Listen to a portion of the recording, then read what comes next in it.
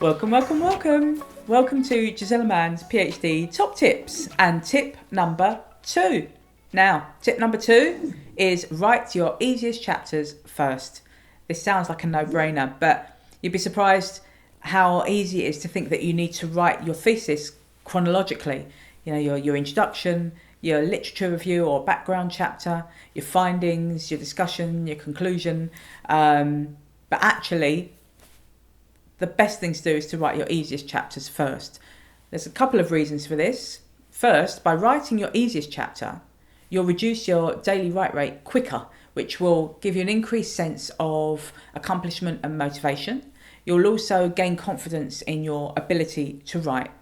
If you start with your introduction, for example, which for me is the hardest chapter, and the conclusion was also the hardest chapter, it's going to take you longer to write it. It might not be as good because you still haven't got all the bones together of the other chapters, which you need in place to really write a good introduction.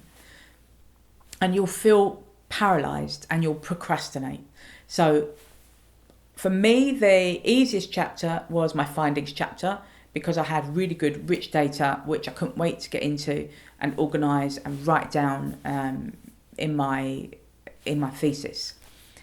Then it was a bit more of the literature review, then the discussion chapter, then the conclusion, then the introduction.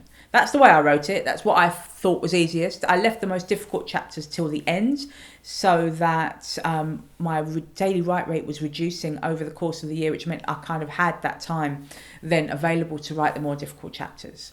Remember that you will also have your acknowledgements, your table of contents, your table of figures, your abstract. And abstract's actually quite tricky to write. That's not included in the daily write rate, but bear in mind they do also need to be written, but they don't really get marked per se, acknowledgements and things like that. So you don't need to spend quite as much time on them, although you do need to spend quite a bit of time on your abstract, getting that right.